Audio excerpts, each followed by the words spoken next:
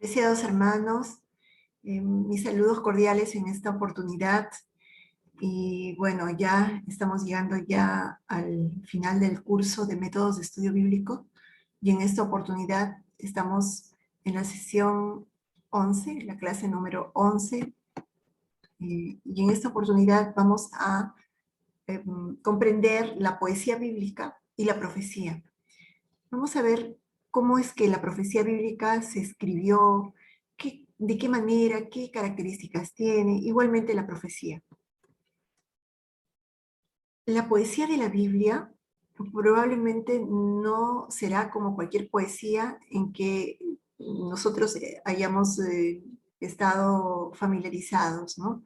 La poesía de la Biblia fue escrita en la forma de poesía hebrea desde que la mayoría del Antiguo Testamento fue escrito en este idioma. El principio básico de la poesía de la Biblia es que ella contiene paralelismo en el pensamiento. Esa palabrita, paralelismo, viene de la palabra paralelo, que significa al lado del otro o como el otro, ¿no? Al lado del otro o como el otro. Por ejemplo, vamos a ver dos líneas paralelas. Cuando las cosas son paralelas unas a las otras, son como dos líneas que son prácticamente iguales, que están en una misma dirección, aunque no se unen, pero tienen una similitud. La poesía hebrea es paralela en el pensamiento, así como en estas dos líneas también en la apariencia. Las líneas son paralelas en la apariencia. Cada línea del poema está de acuerdo con las otras líneas del poema. Y hay 4 formas paralelas comunes usadas en la poesía hebrea. Tenemos 1, el paralelismo sinónimo. La palabra sinónimo significa el mismo, igual, ¿no? Sí, igual. En los poemas paralelos, sinónimos, la segunda línea del poema repite el pensamiento de la primera línea. Por ejemplo, tenemos ahí este versículo: oh Jehová, cuánto se han multiplicado mis enemigos. Y luego continúa: muchos son los que se levantan contra mí. Está repitiendo, está reafirmando el primer pensamiento, ¿no? Oh Jehová, cuánto se han multiplicado mis enemigos. Y luego vuelve a repetir: muchos son los que se levantan contra mí. Salmos 3:1. Otro ejemplo: el que habita en los cielos se reirá. El Señor se burlará de ellos. El que habita en los cielos se reirá, habla de Dios, ¿no? Se reirá. Y el Señor se burlará de ellos, Salmo 2:4. En estos dos ejemplos, la segunda línea expresa con otras palabras el mismo pensamiento como la primera línea. El pensamiento expresado en la segunda línea es sinónimo del que se expresa en la primera línea. Tenemos otra clase de paralelismo. También está el paralelismo antitético. Antitético significa en situación opuesta. En los poemas paralelos antitéticos, la segunda línea es un pensamiento opuesto a la primera línea, pero todavía es paralelo o como la primera línea porque está declarando una verdad similar. O sea, está en relación y es similar, pero a la vez expresa un pensamiento opuesto o al declarar una verdad similar. Por ejemplo, en el Salmos 1:6 tenemos: porque Jehová conoce el camino de los justos, pero el camino de los impíos perecerá.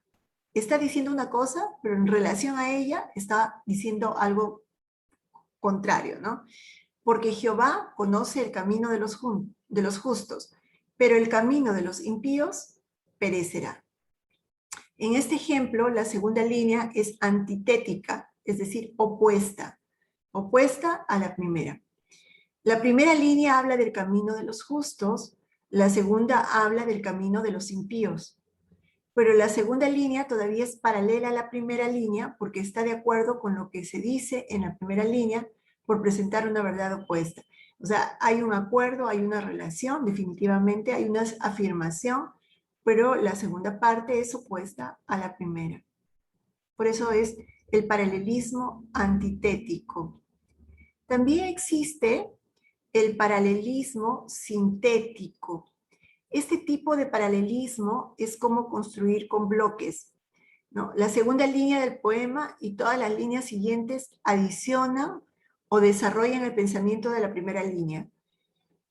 Por ejemplo, tenemos en el Salmos 1.1, vamos a ver la primera línea y luego a partir de la segunda se va construyendo o adicionando a la primera línea del poema. Dice, bienaventurado el hombre que no anda en consejo de los impíos. Y luego continúa, ni se detiene en el camino de los pecadores, ni se sienta en la silla de los burladores. Más bien en la ley de Jehová está su delicia, y en ella medita de día y de noche. Salmos 1, está en otra versión, no es la Reina Valera 1960, pero está la primera línea y luego se va añadiendo, ¿no? Bienaventurado el varón que no anduvo en consejo de malos. Y luego continúa añadiendo, adicionando y ampliando el pensamiento. Entonces, en el versículo 1, la primera línea declara que un hombre es bienaventurado si él no camina en camino del impío. Las líneas siguientes son construidas sobre esta verdad por declarar que él tampoco debe detener en el camino o sentarse con los burladores. En el versículo 2, la primera línea nos dice que este hombre se deleita en la ley del Señor.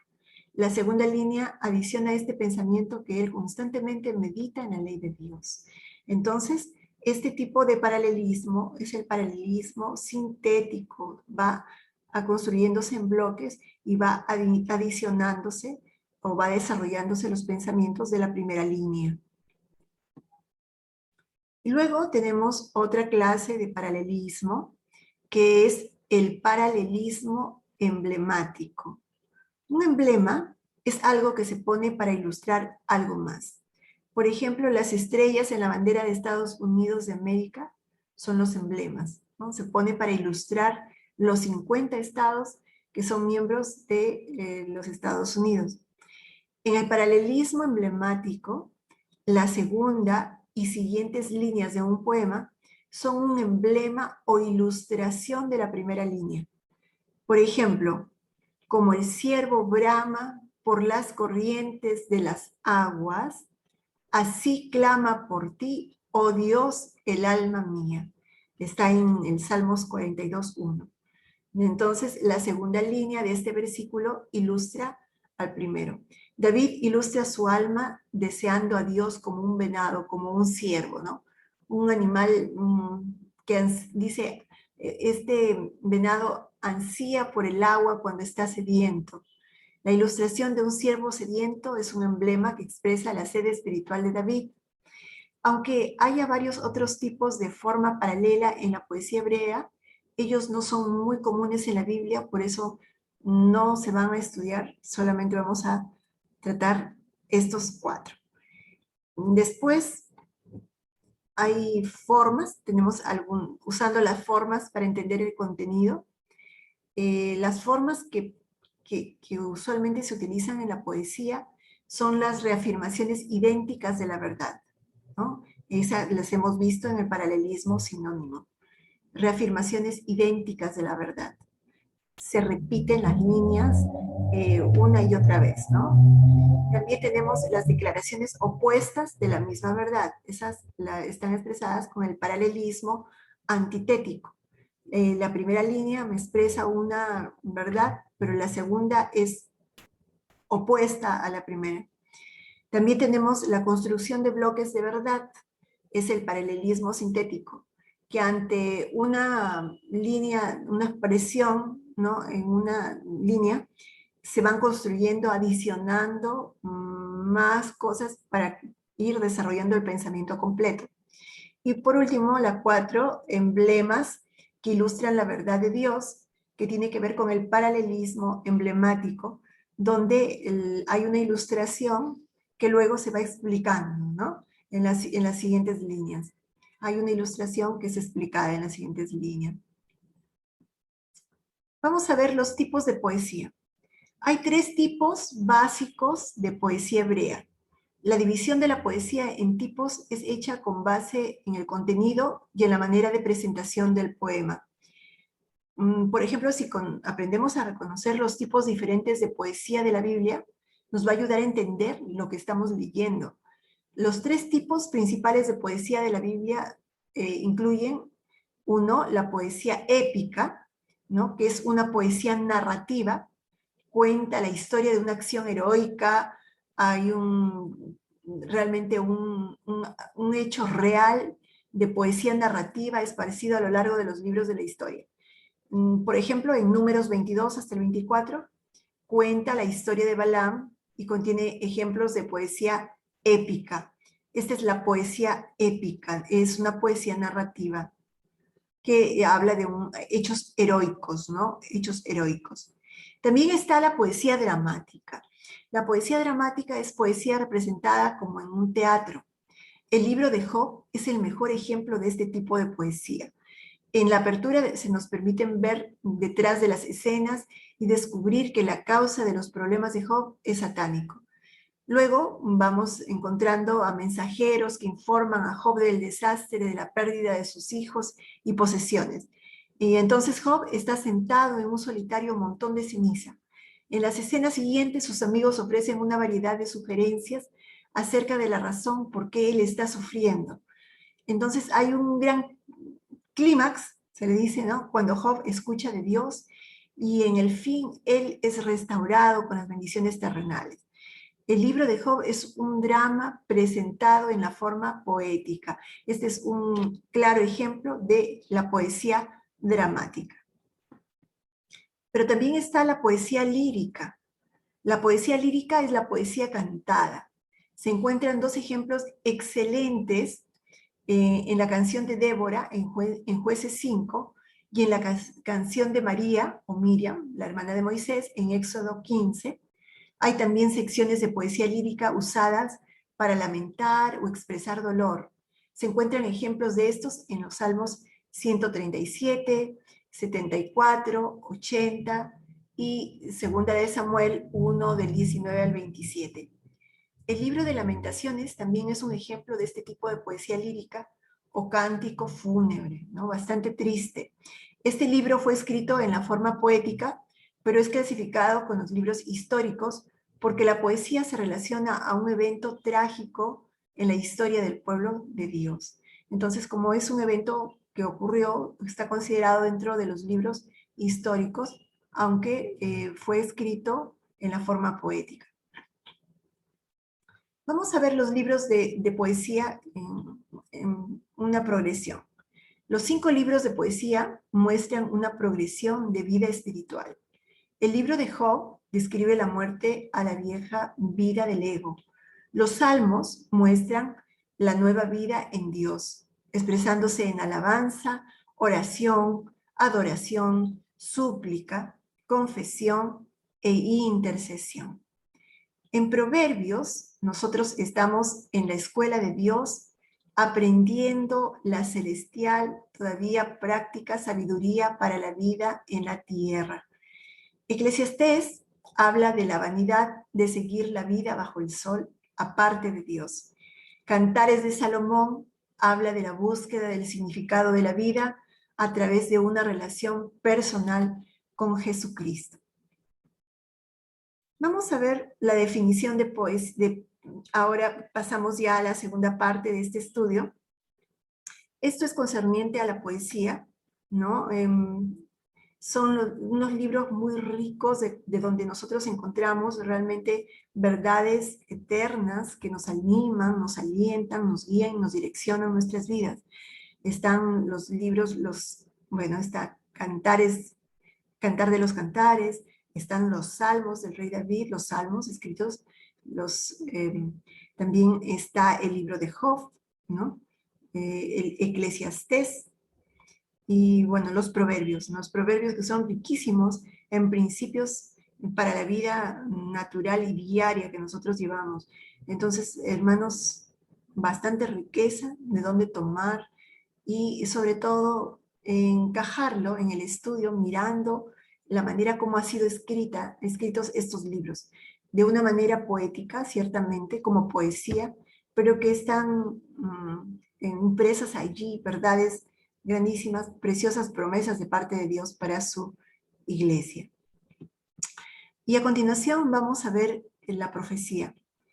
La palabra profecía significa hablar en adelante.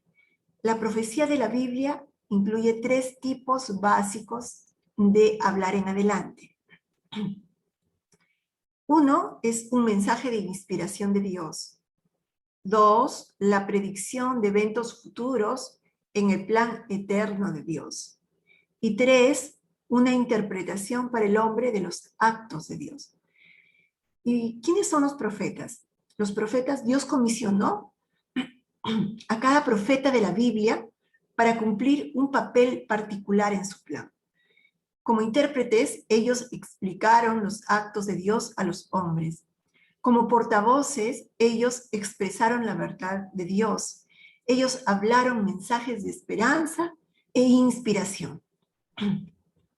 Como profetas, ellos predijeron los eventos futuros en el plan de Dios a través de la revelación dada por el Espíritu Santo. Las predicciones proféticas de la Biblia están más allá del poder de la habilidad humana. Ellas incluyen un número suficiente de detalles para eliminar la especulación o suposición humana. Vamos a ver algunos métodos de la profecía. Hay 2 maneras básicas que Dios habló a través de los profetas. Una fue a través de la palabra hablada. El método frecuente más usado era la palabra hablada. Dios decía las palabras al profeta para que él las hablara. Por ejemplo, Dios le dijo al profeta Jeremías, en Jeremías 1:7, pero Jehová me dijo, dice, no digas, soy un muchacho, porque a todos a quienes yo te envíe, tú irás, y todo lo que te mande, dirás. Entonces, habla claramente que Dios hablaba al profeta, ¿no? Dios habló al profeta. A lo largo del libro de Jeremías, las instrucciones de Dios también fueron la misma, ¿no? Ve, proclama a los oídos de Jerusalén y diles que así ha dicho Jehová. Me acuerdo de ti, de la lealtad de tu juventud, del amor de tu noviazgo, cuando andabas en pos de mí en el desierto, en una tierra no sembrada. En Jeremías 2:2. Ve y dile, ve y proclama, ve y habla, le decía el Señor, ¿no? O sea, el profeta oía la voz de Dios y tenía que cumplir con el mandato. El Señor le decía, ve, anda, diles, anda, yo te envío y tú dirás, todo lo que te mande dirás. Y Jeremías habló las palabras que Dios le dijo que él hablase, ¿no? Eso ocurrió con Jeremías. Hay profecías representadas, también, así como hay la palabra hablada, hay profecías representadas. Además de la profecía hablada, Dios llevaba a los profetas a representar visualmente un mensaje. Por ejemplo, Dios le dijo a Jeremías, haz yugos, coyundas, y ponlos sobre tu cuello, ¿no? En Jeremías 27:2. Estos yugos eran una profecía visual de los yugos de esclavitud que deberían venir sobre las personas debido a su pecado. Dios estaba anunciando que venían tiempos de cautividad, de esclavitud, ¿no? Y lo pronunciaba a través del profeta, pero de una manera simbólica. Jeremías personificó el mensaje profético de Dios. Eso sucedió. Ahora, entonces existen 2 formas de presentar la profecía, tanto como hablada y tanto como representadas. La fuente de la profecía, también decimos, la fuente de la profecía bíblica es Dios, que revela su mensaje al hombre a través del Espíritu Santo. Tenemos en 2 de Pedro 1:21, porque jamás fue traída la profecía por voluntad humana. Al contrario, los hombres hablaron de parte de Dios, siendo inspirados por el Espíritu Santo. Entonces, nunca fue traída por voluntad humana la profecía, sino fue de parte de Dios, inspirada por el Espíritu Santo. En 1 Corintios 2:10, también está declarando el apóstol, dice, pero a nosotros Dios nos las reveló por el Espíritu, porque el Espíritu todo lo escudriña, aún las cosas profundas de Dios. Entonces, la fuente de la profecía es Dios mismo. Dios puede hablar con precisión del futuro. ¿Por qué? A ver, dice en Hechos 15:18. Dice el Señor que hace estas cosas que son conocidas desde la eternidad. Dios hace las cosas, dice el Señor. Entonces Dios habla, Dios dice, Él es el que sabe todo, el que hace las cosas. Y también en Isaías 46, del 9 al 10, acordaos de las cosas del pasado que son desde la antigüedad, porque yo soy Dios y no hay otro. Yo soy Dios y no hay nadie semejante a mí. Yo anuncio lo por venir desde el principio y desde la antigüedad lo que aún no ha sido hecho. Digo, mi plan se realizará y haré todo lo que quiero. Dios levanta también a los verdaderos profetas. Pues Dios mismo, Dios es la fuente de todo. Dios es el que llama, Dios es el que levanta a los verdaderos profetas. Y en Deuteronomio 18:15 dice, Jehová tu Dios te levantará un profeta, como yo en medio de ti, de entre tus hermanos, y a él escucharéis, ¿no? Será en medio de ti, de entre tus hermanos, a él escucharéis. Dios revela sus planes futuros a estos profetas. Así, nada hará el Señor Jehová sin revelar su secreto a sus siervos, los profetas. Eso lo dice en Amós 3:7. Nada hará el Señor Jehová sin revelar su secreto a sus siervos, los profetas. Los profetas falsos, también así como hay profetas verdaderos que hablan de parte de Dios, hay profetas falsos, ¿no? Satanás imita la verdadera profecía a través de las predicciones falsas por medio de adivinos, brujos y astrólogos. Estos métodos no son de Dios. Y el profeta Daniel lo dijo. En Daniel 2, del 27 al 28 dijo, el misterio sobre el cual el rey pregunta, ni los sabios, ni los encantadores, ni los magos, ni los adivinos lo pueden declarar al rey. Pero hay un Dios en los cielos quien revela los misterios. Él ha hecho saber al rey Nabucodonosor lo que ha de acontecer en los postreros días. Entonces, de Dios viene la sabiduría y hay definitivamente falsos profetas que quieren imitar a los profetas verdaderos, pero que son siervos, ministros de Satanás, ¿no? Son adivinos, brujos, astrólogos, son personas que falsean la verdad. Otra de las características de la verdadera profecía, porque para poder nosotros comprobar y para poder estar cuidados de recibir aquellas falsas profecías, la verdadera profecía dirige la atención a Jesucristo. Está en 1 Corintios 12, del 1 al 3. Pero no quiero que ignoréis, hermanos, acerca de los dones espirituales. Sabéis que cuando erais gentiles, ibais como erais arrastrados tras los ídolos mudos. Por eso os hago saber que nadie, hablando por el Espíritu de Dios, dice, anatema sea Jesús. Tampoco nadie puede decir, Jesús es el Señor, sino por el Espíritu Santo. Entonces Jesús es el Señor. Él es la verdadera profecía, se dirige a nuestro Señor Jesús, ¿no? La Biblia advierte de profetas falsos. En Mateo 24, del 11 al 24, Marcos 13, 22, hablan de los falsos profetas. Una persona llamada falso profeta será evidente en los eventos del fin de los tiempos, ¿no? En Apocalipsis lo declara en varios versículos, ¿no? Y la Biblia revela varias maneras de identificar a los falsos profetas. Ellos enseñan inmoralidad sexual y permisivismo, en 2 de Pedro 2:13. ¿Qué más hacen los falsos profetas? Intentan llevar las personas a la desobediencia de la palabra de Dios, en Deuteronomio 13, del 1 al 5. Ellos hacen reivindicaciones falsas, en Mateo 24, del 23 al 24. Ellos engañan las personas con señales milagrosas, hacen señales milagrosas, pero son falsas, son usos usan a demonios, usan a brujos, hechiceros, ¿no? Los poderes de las tinieblas. Entonces, ellos engañan a las personas con señales milagrosas. Mateo 24, del 11 al 24. Ellos no profetizan según la proporción de fe, no profetizan según la proporción de fe, en relación, en relación correcta con la palabra de Dios, que nos dice la verdad, ¿no? Nos habla la verdad. Ellos no profetizan según la proporción de fe, en Romanos 12, 6. ¿Qué más? Los falsos profetas no tienen el fruto del Espíritu Santo en sus vidas. Y está en Mateo 7, del 15 al 16, y Gálatas 5, del 22 al 23. Lo que ellos profetizan no sucede. Son falsos profetas. Dicen y no sucede. Está en Deuteronomio 18, del 20 al 22. ¿Cuáles son los propósitos de la profecía? La Biblia revela los propósitos especiales para Dios de hablar a los hombres a través de la profecía. Uno es para autenticar el mensaje de Dios.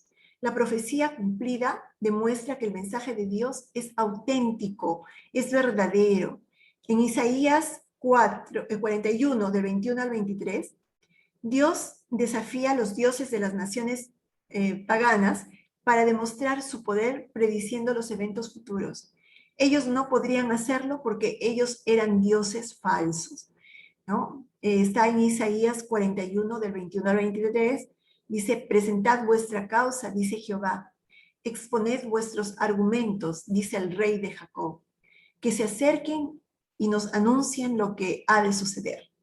Declárennos las cosas que han sucedido desde el principio y prestaremos atención. O hacernos oír de las cosas por venir y sabremos su final. Decidnos lo que ha de venir después para que sepamos que vosotros sois dioses. Por lo menos haced el bien o el mal para que nosotros tengamos miedo y también temamos. Es un desafío, ¿no? Dios está diciendo, a ver, muestren, a ver, digan las cosas. Presentad vuestra causa, dice Jehová. Exponed vuestros argumentos, digan las cosas. Pero siendo falsos, hermanos, definitivamente imposible, no se cumplen lo que sus palabras son dichas, ¿no? También, ¿por qué es importante la profecía? ¿Qué otro propósito tiene la profecía? Tiene para confirmar al mensajero de Dios. La profecía confirma los verdaderos mensajeros de Dios. En Jeremías 28:9, en cuanto al profeta que profetiza paz, cuando su palabra se cumpla, se reconocerá que a tal profeta verdaderamente le ha enviado Jehová. De verdad, esto es una clara verdad.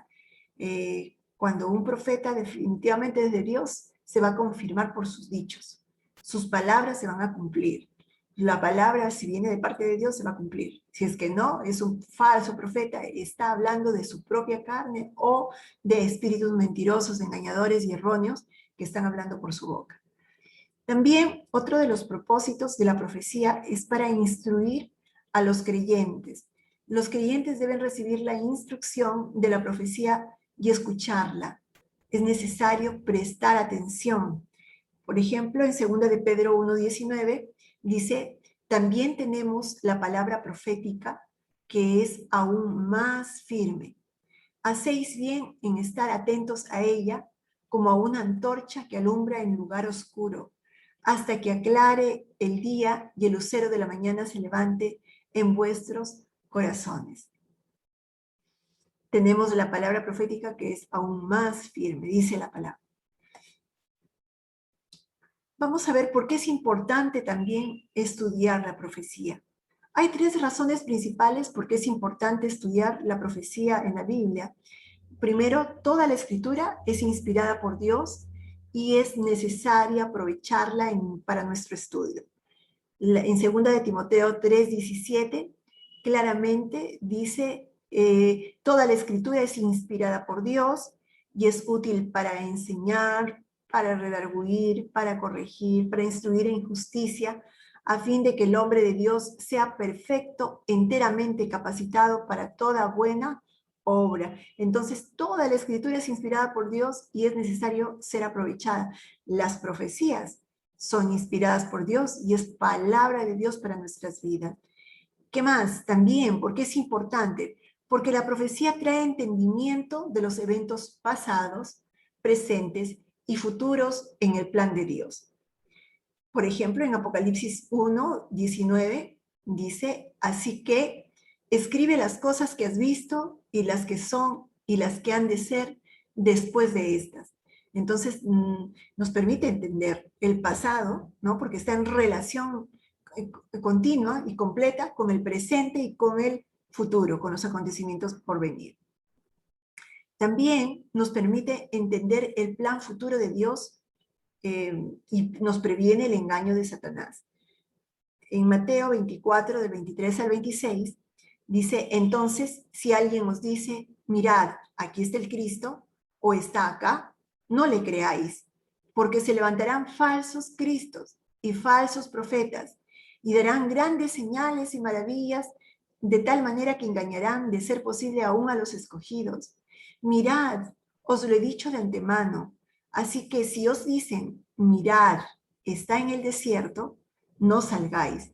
O mirad, está en las habitaciones anteriores, no le creáis. Eso en Mateo 24, del 23 al 26. Entonces, el plan futuro de Dios ha sido compartido antes de que acontezca para que nosotros no seamos engañados por Satanás. Ya la palabra ha sido escrita, ya nos fue dada, ya el Señor habló, nos toca solamente examinarla y entenderla y asimilarla para nuestras vidas y tomar de ella para como consejo cuando nosotros estemos conduciéndonos y no caer en los engaños que el enemigo quiere que nosotros caigamos, que nosotros nos desviemos del camino, ¿no? Otro de los propósitos es que hay una bendición especial pronunciada sobre aquellos que estudian la profecía de la Biblia.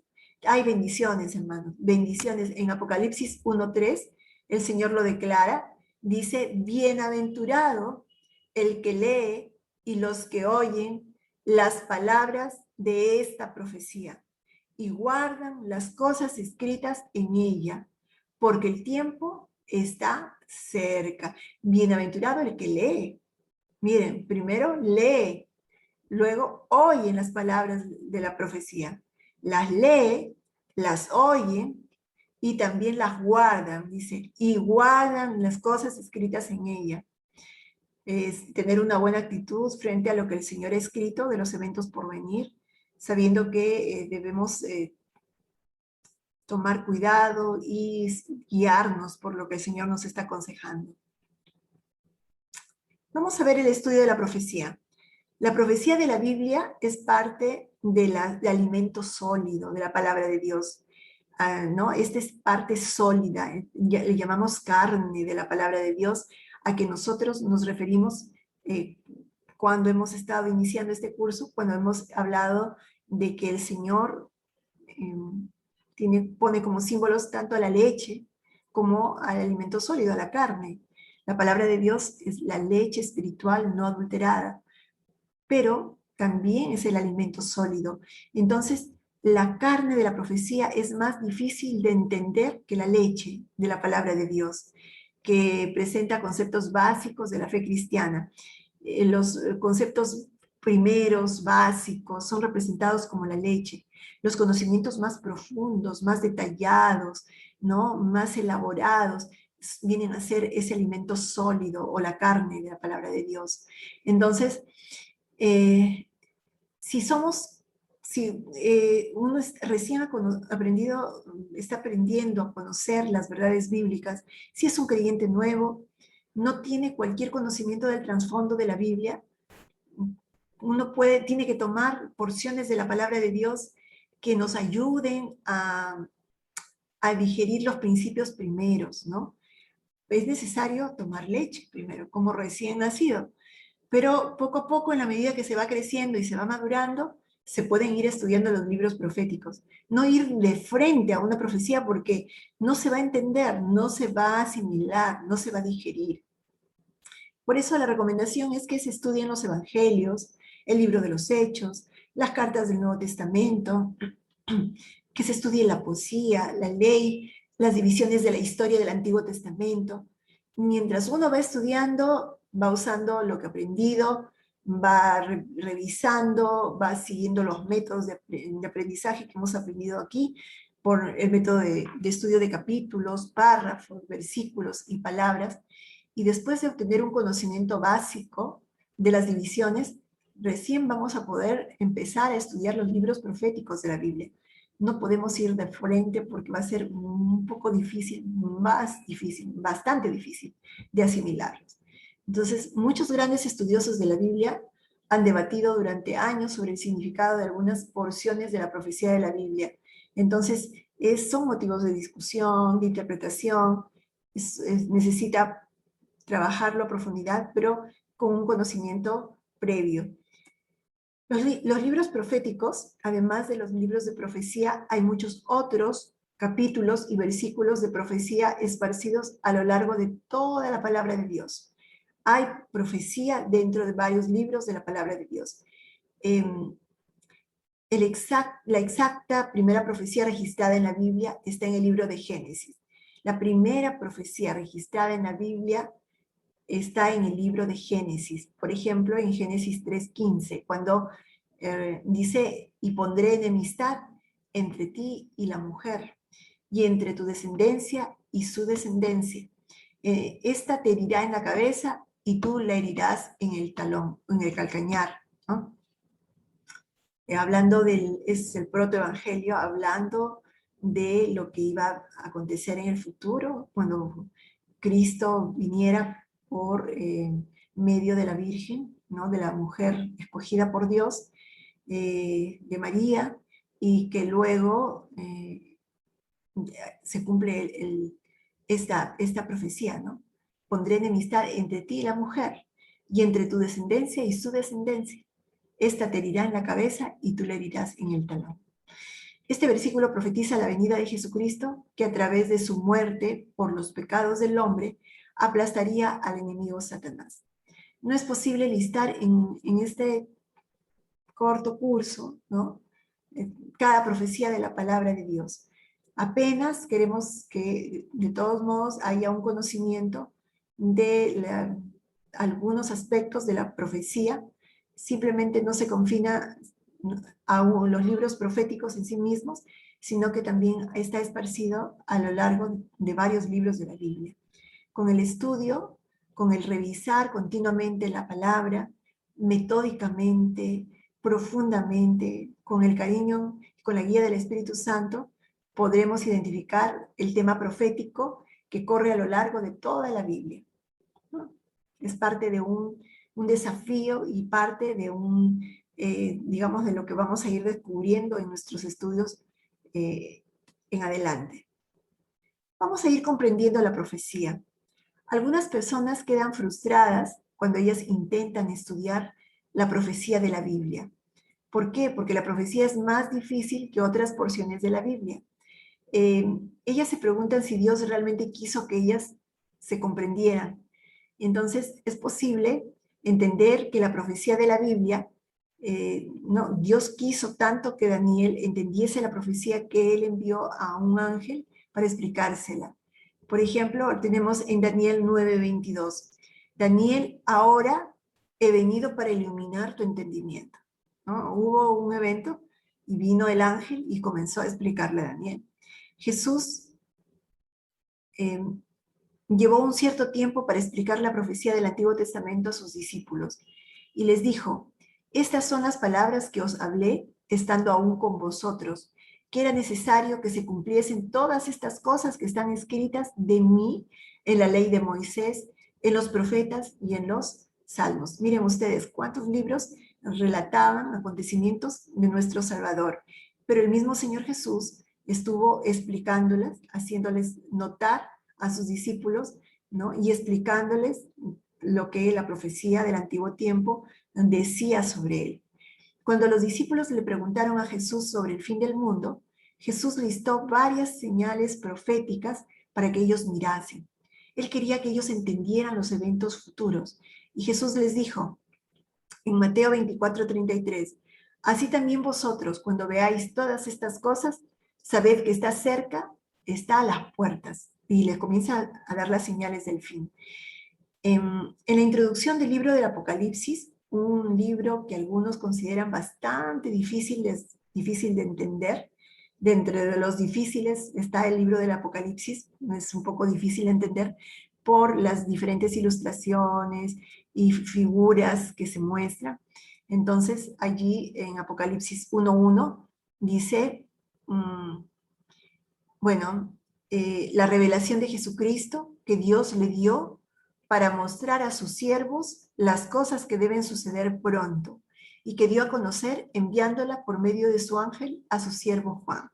Entonces, declara que Dios quiere que las personas entiendan la profecía, ¿no? Que fue escrita para darla a entender a los siervos. Hay llaves para la comprensión de la profecía. Vamos a ver algunas de las llaves, algunos de los aspectos que son importantes, que van a ayudarnos a entender y a interpretar adecuadamente la profecía de la Biblia. Por ejemplo, tenemos el tema básico de la profecía.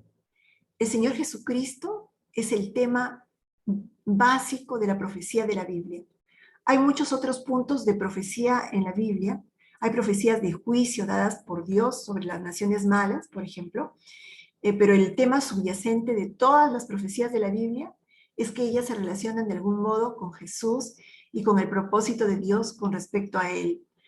En Efesios 1, del 9 al 10, dice, dándonos a conocer el misterio de su voluntad según su beneplácito, el cual se había propuesto en sí mismo de reunir todas las cosas en Cristo, en la dispensación del cumplimiento de los tiempos, así las que están en los cielos como las que están en la tierra. Toda la profecía de la Biblia, incluso cuando se trata de los asuntos como el juicio de las naciones, los eventos por venir, el arrebatamiento, etc., se relacionan al plan global de Dios. Ese plan es traer toda la humanidad a una relación correcta con Dios a través del Señor Jesucristo. El propósito es reunir todas las cosas en Cristo. La Biblia declara que el espíritu o tema de la profecía de la Biblia es Jesús. En Apocalipsis 19:10 dice, el testimonio de Jesús es el espíritu de la profecía. Mientras estudia la profecía de la Biblia, debemos considerarla en términos de esta pregunta. ¿Cómo esta profecía se relaciona con Jesucristo? ¿Cómo esta profecía se relaciona con Jesucristo y el plan global de Dios concerniente a Él? Otro de los aspectos es que la Biblia se interpreta a sí misma. La Biblia explica sus propias profecías. Eso quiere decir, ¿no? Para un ejemplo de cómo la Biblia interpreta a sí misma, vamos a leer el capítulo 2 de Daniel. Hay aquí un rey por nombre de Nabucodonosor, recibe un sueño de Dios. Al despertarse él no puede recordar el sueño. Él llama a los astrólogos y magos para recordar e interpretar el sueño. Ellos no pueden hacerlo, entonces Dios usa al profeta Daniel para decirle lo que él soñó y interpretar el sueño al rey. El sueño se describe por Daniel en los versículos 31 al 35 y la interpretación del sueño se da en los versículos 36 al 45. Este es un ejemplo de cómo en muchos pasajes la Biblia interpreta sus propias profecías. Está dado el sueño, pero también está dada la interpretación. Está dada la profecía y está también dada la interpretación de la profecía. El Nuevo Testamento interpreta muchas de las profecías del Antiguo Testamento, porque mucho del Antiguo Testamento se cumple en el Nuevo Testamento. Por ejemplo, vamos a comparar la profecía de Oseas 3:23, que está en el Antiguo Testamento, con Romanos 9, del 24 al 26. En Oseas 3:23 dice, yo la sembraré para mí en esta tierra y tendré compasión del Lo Ruama, diré a Lo a mí, pueblo mío eres tú, y él dirá, Dios mío. Y en Romanos dice, a los cuales también ha llamado, esto es, a nosotros, no solo de entre los judíos, sino también de entre los gentiles. Como también en Oseas dice, al que no era mi pueblo, llamaré pueblo mío, y a la no amada, amada. Y será que en el lugar donde se le dijo, vosotros no sois mi pueblo, ahí serán llamados hijos del Dios viviente.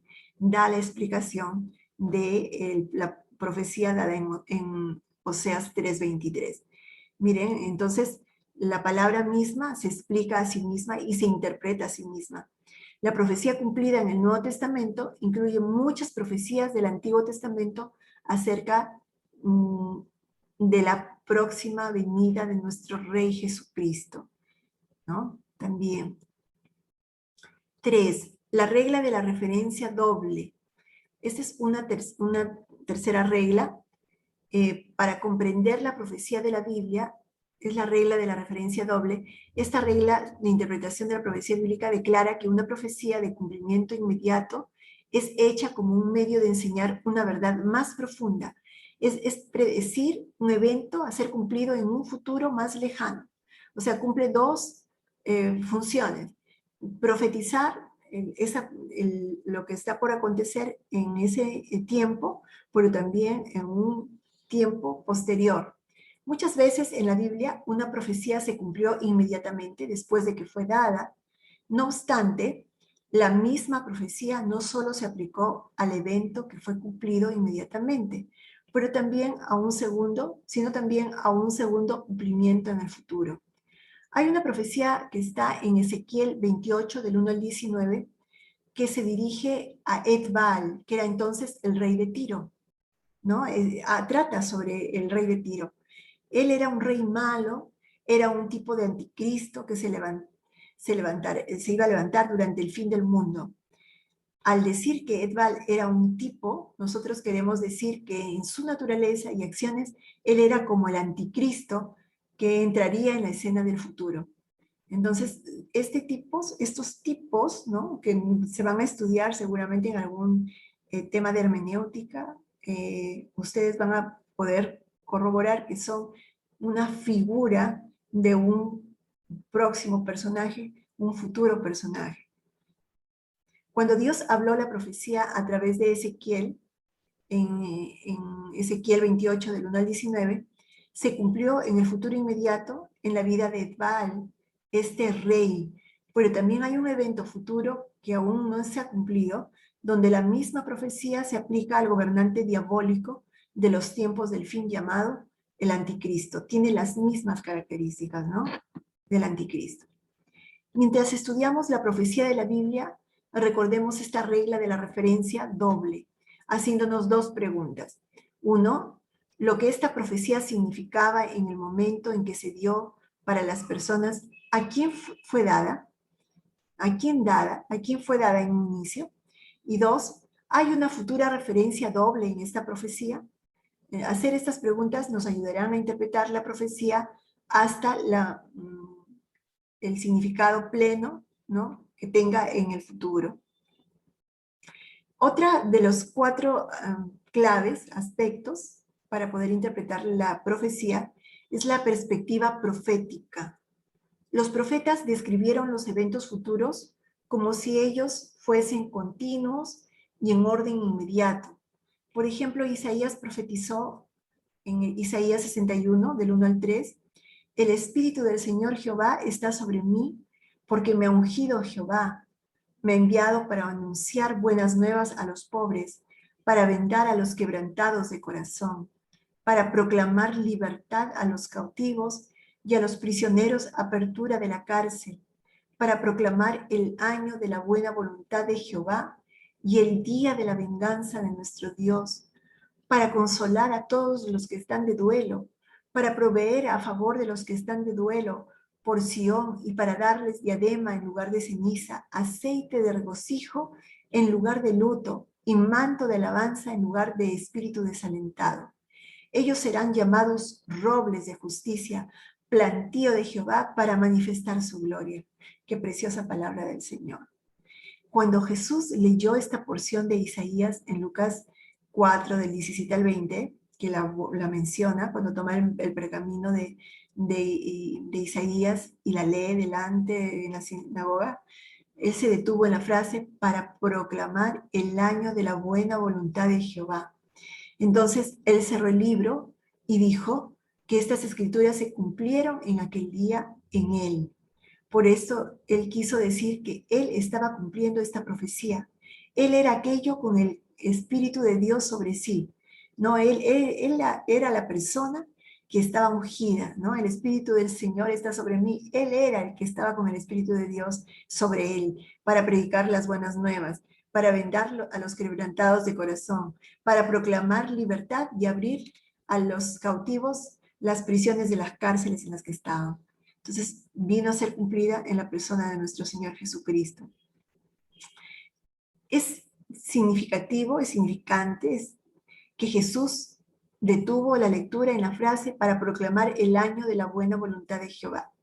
Él no leyó la porción que consideraba el día de la venganza de nuestro Dios, porque el día de la venganza no había venido todavía, ¿no? El Señor leyó tal cual lo que le concernía y trataba de él, pero no leyó lo demás porque todavía está por acontecer. Ya ha pasado más o menos como 2000 años desde que Jesús leyó este pasaje y el día de la venganza de Dios todavía no ha venido, está por cumplirse. Entonces hay palabra de Dios escrita en los profetas que todavía no han tenido su cumplimiento. La perspectiva profética registra los eventos como si ellos fuesen inmediatos. A través de la revelación del Espíritu Santo, Isaías vio el plan entero de Dios. Él vio a Jesús que vendría a predicar, vendar, proclamar libertad, abrir la prisión, proclamar el año aceptable del Señor y traer la venganza de Dios. Isaías vio los eventos como miraríamos una cadena de montañas a distancia. Los valles entre las montañas no son visibles hasta que uno se sube a la cima de la montaña más cercana y entonces desde lo alto ya lo puede ver. La perspectiva profética revela el plan entero de Dios de una cierta distancia.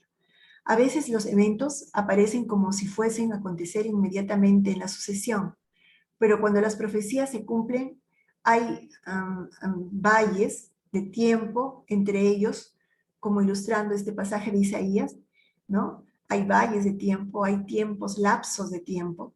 Jesús todavía no ha cumplido las escrituras sobre el día de la venganza, no se han cumplido todavía. Estamos en espera de los acontecimientos postreros. 5, otro de los aspectos sobre la profecía es la naturaleza condicional de la profecía. Muchas profecías de la Biblia son condicionales en su naturaleza. Esto significa que Dios dice que Él hará ciertas cosas basadas en la respuesta del hombre. Si el hombre no escucha al mensaje de Dios, ciertas cosas pasarán. Si el hombre oye el mensaje de Dios y responde apropiadamente, entonces algo más pasará. Dios dijo en Jeremías 18, del 7 al 10, en un instante hablaré acerca de una nación o de un reino, como para arrancar, desmenuzar y arruinar. Pero si esa nación de la cual he hablado se vuelve de su maldad, yo desistiré del mal que había pensado hacerle, y en un instante hablaré acerca de una nación o de un reino como para edificar y para plantar. Pero si hace lo malo ante mis ojos, no obedeciendo mi voz, desistiré del bien que había prometido hacerle. En muchas profecías, hermanos, así como lo declara la palabra aquí en Jeremías, en muchas profecías de la Biblia, que nosotros debemos seguir continuando, estudiando para descubrir lo que Dios, lo que Dios nos está diciendo al hombre, lo que Dios ha escrito para el hombre. ¿Por qué? Porque el cumplimiento de la profecía es a menudo condicional a la respuesta del hombre. Dios ha determinado cosas, pero Él está mirando nuestro accionar, nuestra respuesta, nuestra sensibilidad frente a su voz. Entonces, para un ejemplo bueno de este principio, podemos leer el libro de Jonás, ¿no? Y vemos cómo el profeta Jonás reveló que Dios destruiría Nínive en 3 días. Si ellos no se arrepentirían, si no se hubieran arrepentido, Dios habría destruido Nínive. Pero la destrucción nunca vino, ¿no? Y la razón fue que Nínive respondió correctamente al mensaje de Dios y se arrepintió de sus pecados. Entonces, la profecía bíblica es de naturaleza condicional, en respuesta a lo que el hombre o las naciones puedan dar respecto a la palabra de Dios. Hay algunos profetas, bueno, y conocemos cuáles son los profetas del Antiguo Testamento. Cada uno de ellos tiene un mensaje y se mueve en un periodo de tiempo. Tenemos al profeta Jonás, por ejemplo. Jonás, su mensaje es Dios ama a los gentiles, ¿no? Cuando tiene que proclamar palabra contra Nínive, pero Nínive se arrepiente, ¿no? Eh, También Nahum, la sentencia de Nínive por su brutalidad, ahí está, Nahum. Todos estos dos libros, en el tiempo antes del cautiverio por Asiria antes del cautiverio, en el tiempo 800 a 650 antes de Cristo. También está Abdías, la sentencia de Edom por su alevosía, no hay una sentencia contra Edom, también es Edom antes del cautiverio, y cada uno tiene un mensaje y un periodo de tiempo. Está Oseas, ¿no? Que trata sobre el amor de Dios por la adúltera Israel. Amós, el pueblo de Dios maduro para el castigo. Isaías, el Mesías está viniendo, habla sobre el Mesías. Jeremías y Lamentaciones, el juicio ahora, la gloria después. Joel, Joel, el juicio caerá como una plaga. Miqueas, el pueblo de Dios probado. Habacuc, el justo vivirá por la fe. Zacarías, el día de Dios está viniendo. Ezequiel, Dios no terminó con Israel. Daniel, la mano de Dios en los eventos mundiales. Ageo, el peligro de la falta de entusiasmo. Zacarías, la gloria del Mesías. Y Malaquías, el peligro de la falta de entusiasmo. Miren, todos estos en sus respectivos periodos de tiempo. Son los profetas del antiguo tiempo, del Antiguo Testamento. Y bueno, en el Nuevo Testamento, los eventos por venir están por suceder. Esperamos la venida de nuestro Señor Jesucristo, su segunda venida. Esperamos el rapto de la iglesia, ¿no? Que la iglesia en un abrir y cerrar de ojos dice que será arrebatada. Y luego vienen también los eventos posteriores, la tribulación o la gran tribulación. Mencionan que son tiempos diferentes y hay estudios y hay posturas diversas al respecto al rapto y a la tribulación. Hay diversas posiciones. Nosotros mantenemos la nuestra también. El milenio, el tiempo del gobierno milenial de Cristo, el reino milenial de Cristo, 1000 años en que Jesús reinará. El enemigo estará encadenado por 1000 años, pero luego viene un tiempo final del juicio, ¿no? Y luego vienen tiempos después del juicio, ¿no? Eventos como tierra nueva y cielo nuevo, ¿no? La nueva Jerusalén también. Entonces, estos son los eventos en el futuro que están por acontecer.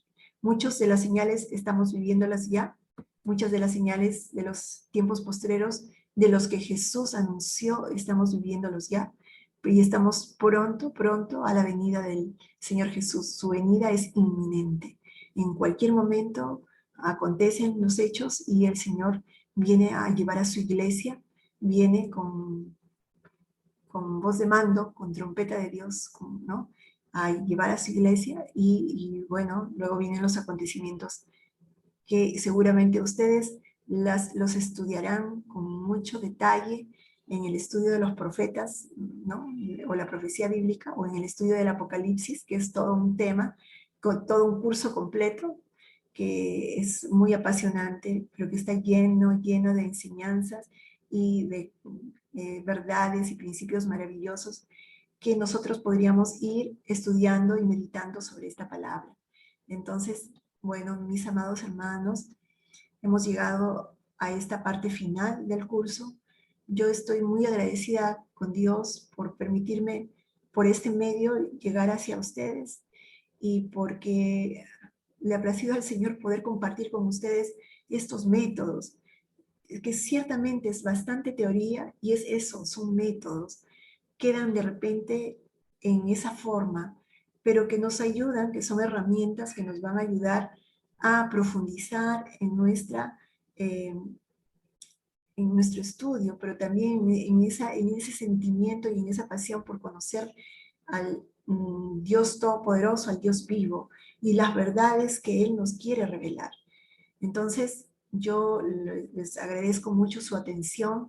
Vamos orando para finalizar y para dar gracias al Señor por este tiempo que está concluyendo, deseándoles de antemano, hermanos, que la misericordia, que el favor de Dios los acompañe y que sobre todo esas ganas, esas ansias por poner por obra en lo que hemos aprendido, ya sea usando un método u otro, ustedes lo puedan descubrir y gustar de esas delicias de la palabra del Señor, tanto para sus vidas personales como para su ministerio.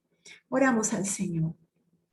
Amado Dios, te doy gracias, Padre, por este tiempo, por este curso, Señor, que nos has permitido compartir juntamente con tus hijos. Agradezco tu bondad, tu misericordia, Señor. Oh Dios, yo te pido que tú suplas aún de repente toda necesidad que faltara en cada uno de tus hijos, en mi propia vida, y que, Señor, podamos deleitarnos contigo al abrir las escrituras, al leerla, al estudiarla, y que no solo quedemos en solamente en conocer estas teorías, estos métodos, Padre, sino que los pongamos por práctica, que los pongamos, Señor, que nosotros mismos experimentemos, vivenciemos todo lo que significa conocerte a ti a través de tu palabra. Oh Señor, oh Dios, que tu Santo Espíritu nos impulse a amarte más y más, a amar tu palabra, Señor, a guardarla en nuestro corazón, a ponerla por obra, a vivenciarla, Señor, a compartirla con cuantas personas anhelan conocer la verdad de las cosas, a no callarnos y no silenciarnos, sino a hablar y pronunciar tu verdad. Padre mío, bendice a mis hermanos, guárdalos, líbralos de todo mal. Sé tú con ellos, Señor, sé tú con ellos cada vez que ellos busquen de ti a través de las escrituras. Tú los guíes, tú direcciones sus pasos, tú los ayudes, tú les hables, Señor. Muéstrate, Señor, como tú lo has hecho con tantos y tantos de tus hijos, que hemos visto tu mano de poder, guiándonos en la palabra, viéndonos el entendimiento, el consejo, dándonos el consejo preciso para nuestro día, nuestro presente. Y Dios, te agradecemos, Señor. Gracias. Creo que tú lo haces como lo hiciste conmigo, como lo has hecho con muchos. Tú lo haces con cada uno de tus hijos. Glorifícate, Señor. Glorifícate en la vida de mis hermanos. Yo te doy honra y gloria solamente a ti. Gracias te damos, Señor. En el nombre de Jesús. Amén. Amén, hermanos. Que Dios les bendiga ricamente. Que Dios añada muchas bendiciones a sus vidas y que Dios los use con poder y con gran poder y con gran unción para honra y gloria de su santo nombre. Dios les bendiga, hermanos.